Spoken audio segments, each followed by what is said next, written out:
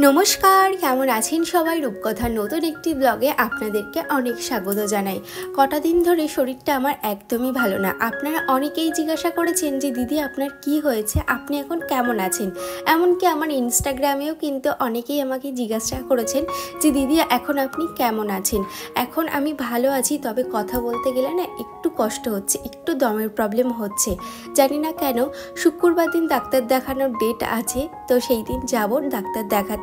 এবং আপনারা সবাই একটু ভগবানের কাছে প্রার্থনা করবেন আমি যেন তাড়াতাড়ি সুস্থ হয়ে উঠতে পারি। আর নিজের শরীর যদি ভালো না থাকে তাহলে কোনো কিছুতেই কিন্তু মন বসে না।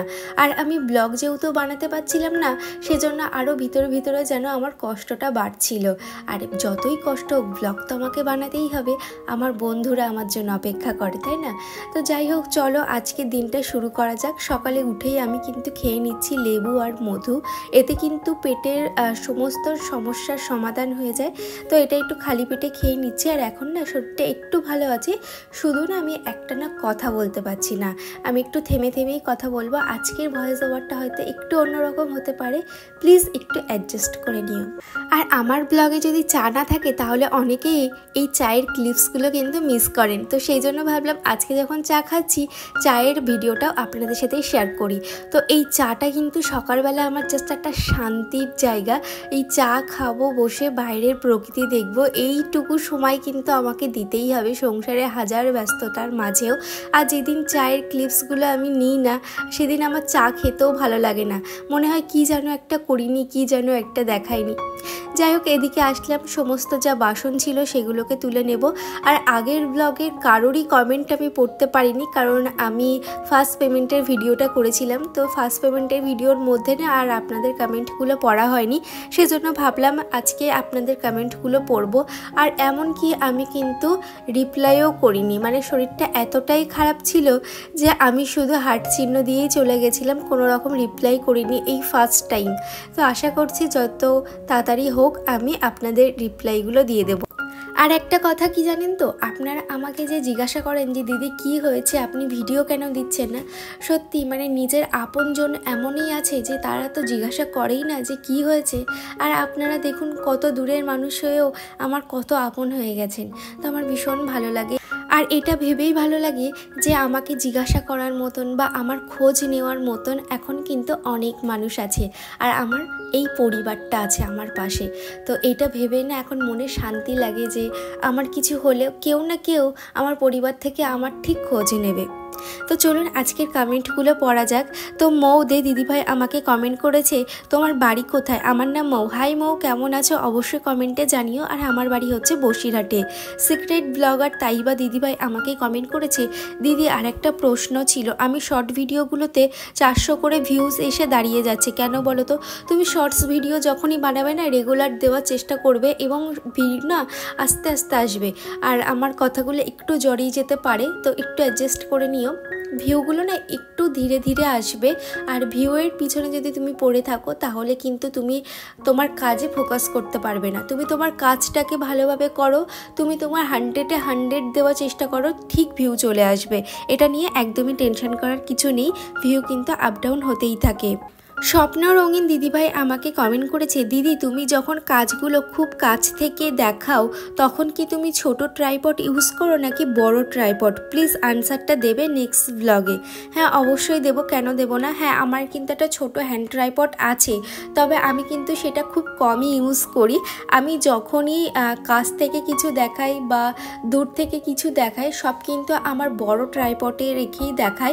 তবে কি করি, আমি এই ট্রাইপডটা ছোট বড় যেহেতু করা যায়, আমি একটু ছোট বড় করে নিই, তাহলেই কিন্তু ক্লোজভাবে হয়ে যায়।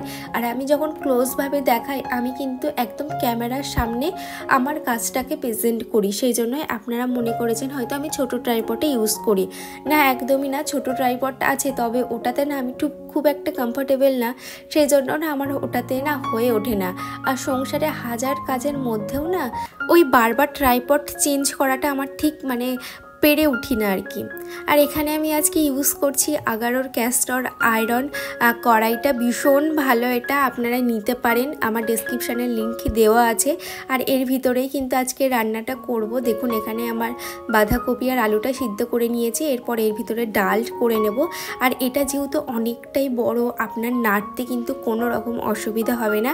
আর এটা কিন্তু খুব কম তেলে, মানে ভীষণ কম তেলে কিন্তু রান্না হয়ে যায়। আর এখানে আমি আজকে ছোলার ডালটা এখানে করে নেব। আর এর ভিতরে না ডাল, খিচুড়ি, বিরিয়ানি, পোলাও ভীষণ ভালোভাবে স্টিম দেওয়া যাবে আর কি। আর এটা কিন্তু পুরোটাই লোহার, আর যে কারণে প্রচণ্ড ভারী জিনিস। আর একবার যদি গরম হয়ে যায় না, আপনার রান্না করতে জাস্ট কয়েক মিনিট সময় লাগবে। ওদিকে ডালটা করে আসলাম, আর এদিকে এখন বিছানাপত্র দিয়ে ঘরটাও গুছিয়ে নেব। শাশ্বতী দিদিভাই আমাকে কমেন্ট করেছে, দিদি আমার নামটা নিও। হাই শাশ্বতী, কেমন আছো কমেন্টে জানিও। আমি আসাম থেকে বলছি, আমি তোমার new subscriber, thank you so much. আমি এখন 8 মান্থ প্রেগনেন্ট, তাই আমার জন্য প্রে করো। তুমি খুব ভালো থেকো, সুস্থ থেকো এবং ছোট্ট একটা পুচকু পৃথিবীতে সুস্থভাবে নিয়ে এসো, এটাই কামনা করি। কারণ এই সময় না অনেকেরই ভয় হয় যে কি হবে না হবে, তো একদমই টেনশন করবেন না। আর টেনশন কিন্তু সব রোগের কারণ, এটা আমি যা বুঝেছি। একদমই টেনশন করা যাবে না, যা হবে দেখা যাবে। আর তুমি খুব ভালো থাকো, পুচকুকে নিয়ে খুব সুন্দরভাবে আগামী দিনগুলো কাটাও। ভালো থেকো তুমিও। আনিশা ব্লগ দিদিভাই আমাকে কমেন্ট করেছে, দিদিভাই কেমন আছো, আর বলছি আমার একটা পার্সোনাল প্রশ্ন, তুমি যখন ভিডিওগুলো করো তোমার পরিবার বা আশেপাশের লোকজন ক্যামেরা দেখে রিয়াকশানটা কেমন থাকে, প্লিজ একটু জানিও। সত্যি তাই, মানে প্রথম আমার তো মানে কারোর সামনে ট্রাইপডে ক্যামেরা লাগাতেই লজ্জা করতো, যে কি ভাববে কি বলবে, এই চিন্তা ভাবনাটা আগে মাথায় আসতো। তবে যখন থেকে এটাকে আমি আমার কাজ, এটাকে আমি আমার ভালোবাসা হিসাবে নিয়েছি না, তখন আমি আর আশেপাশে চিন্তা করি না। আমি আমার ক্যামেরার ওপরে ফোকাস রাখি এবং আমি কি কাজ করছি তার ওপরে ফোকাস রাখি। আমার আশেপাশে কি চলছে বা কে কী করে তাকাচ্ছে সেই জিনিসটা আমি একদমই মাথায় আনি না, বা আমি তাকাইও না। আমার কাজ এটা আমাকে করতেই হবে। হয়তো মানুষ 2-3টে কথা বলবে, তবে ওই কথাগুলো না গায়ে নিলে হবে না। তোমাকে অনেকেই কিন্তু নিচে নামানোর চেষ্টা করবে, তবে তোমাকে তোমার লক্ষ্যে এগিয়ে যেতে হবে। এটাই সবসময় মাথায় রেখে কাজ করবে, দেখবে একদিন না একদিন ঠিক সাকসেস আসবে। মনীষা ঘোষ দিদিভাই আমাকে কমেন্ট করেছে, তোমার হোম ট্যুরটা দিও। অবশ্যই দেব, আর একবার দিয়ে দেব, তবে আমার কিন্তু হোম ট্যুর ভিডিও অলরেডি দেওয়া আছে। আপনারা অনেকেই আমাকে জিজ্ঞাসা করেন যে দিদি আপনি এই পুরো সংসার খরচের জন্য কিভাবে পরিচালনা করেন, বা এই পুরো সংসারটা কিভাবে আপনি চালান একা হাতে, একটু বলবেন প্লিজ। হ্যাঁ অবশ্যই বলবো, কেন বলবো না। সবার প্রথমে যে জিনিসটা তোমার মাথায় রাখতে হবে বা তোমাকে জেনে রাখতে হবে, সেটা হচ্ছে প্রতি সপ্তাহে তোমার সংসারের জন্য কি খরচ হচ্ছে। এবার প্রতি সপ্তাহে তুমি যদি না ভাবো, তুমি কিন্তু প্রত্যেক মাসে এটাকে একটা হিসাব করে রেখে দিতে পারো একটা খাতার মধ্যে। প্রথমে যেটা মাথায় রাখতে হবে, সংসার খরচ কিভাবে আমি কমাবো, সংসারের খরচটা আমাকে কিভাবে কমাতে হবে। তো প্রথমত যেটা মাথায় রাখতে হবে, অপ্রয়োজনীয় জিনিস সংসারের জন্য না কেনাই ভালো। বাড়তি কোনো জিনিস যদি কিনতেই হয় তাহলে কিন্তু সেটা সংসারের থেকে বাঁচিয়েই কিনতে হবে। তো সেই রকমই সংসারে অপ্রয়োজনীয় জিনিস কেনা যাবে না। নেক্সট হচ্ছে তুমি যতটা পারবে বাইরে গিয়ে কম খরচ করবে, তাতে কি হবে, সংসারের যদি কোনো প্রয়োজনীয় জিনিস থাকে সেটা কেনা যাবে। নেক্সট হচ্ছে তুমি সংসারের জন্য সপ্তাহে কত টাকা খরচ করছো বা প্রতি মাসে কত টাকা খরচ করছো, সেই প্রত্যেক মাসের খরচ থেকে কত টাকা বেঁচে যাচ্ছে, সেই বেঁচে যাওয়া টাকা দিয়ে কিন্তু পরের মাসের যে জিনিসগুলো তোমার প্রয়োজন সেগুলো কিন্তু কিনে নিতে পারো। আরেকটা জিনিস হচ্ছে রান্নার গ্যাস এবং বিদ্যুৎটাকে একটু সেভ করে চালানোর। এই দুটো যদি তুমি সেভ করে চালাতে পারো তাহলে কিন্তু সংসারে অনেকটা টাকা বেঁচে যাবে, এবং সেই টাকা দিয়ে কিন্তু সংসারে তুমি প্রয়োজনীয় জিনিসগুলো টুকটুক করে গুছিয়ে নিতে পারবে।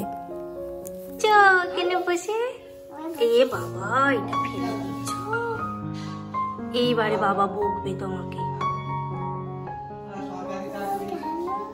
কেন বকবে এবার তোমাকে বলো?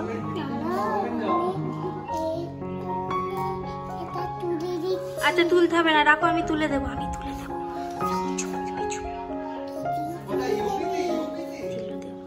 এটা হাই বলে দাও। বলে কেমন? এখন বাজে প্রায় ওই 6:30 মতন, সন্ধ্যা লেগে গেছে। এখন উপরে আসলাম, সমস্ত জানালা দরজাগুলো দিয়ে নেব। দুপুরবেলা খাওয়া দাওয়া করার পর পর মানে স্নান করে এসে আমার আর এনার্জি ছিল না। আর আমাদের আজকে বড় একটা সিংহাসন এসছে, আমাদের ওপরে ঠাকুর ঘরটা যেহেতু রেডি হবে সেই জন্যই আর কি। তো সিংহাসনটা তো ওপরে তোলা গেল না, নিচেই আছে, তোমাদের নেক্সট ব্লগে দেখিয়ে দেবো। নিচটা অন্ধকার, সেজন্য খুব একটা ভালোভাবে আসতে পারবে না। আর এই 2 দিন আমি ভিডিও দেইনি, তার একটাই কারণ হচ্ছে আমার প্রচণ্ড শরীরটা অসুস্থ ছিল, সারা মুখে র্যাশ বেরিয়ে গেছিলো। আর সঙ্গে সঙ্গে আমি কলকাতার টপিকলে যাই, টপিকলে গিয়ে ডাক্তার দেখাই, এখন একটু ঠিক আছে। আর সেই টানে টানে আমার জ্বরও এসে গেছিলো, হঠাৎ করে এরকম হয়েছে, জানি না কি কারণে হয়েছে। তা চলুন, এখন ওপরের দরজা জানালা সবটাই দিয়ে নিয়েছি, এখন নিচে গিয়ে চা খাবো। চা করে নিয়ে চলে এসেছি। আর আপনাদের অনেকের রিকোয়েস্ট ছিল যে দিদি আপনি যে কানের দুলটা পরেন সেটা কেমন ডিজাইনের একটু দেখাবেন, তো ভাবলাম আজকে একটু দেখিয়ে দেই। এই হচ্ছে আমার কানেরটা, এটা কত গ্রাম আছে বা ওয়েট কত আমি ঠিক জানি না, তবে আমি জেনে নিয়ে অবশ্যই জানাবো, কারণ এটা আমার কানের না, মা আমাকে দিয়েছে। আর মা এটা তৈরি করেছিল, আর পিছনে কিন্তু এরকম সেফটি পিন মতন করা। আমার না এই কানেরগুলো পরতে ভীষণ ভালো লাগে। তবে চলুন আজকের মতন এত দূরই, টাটা।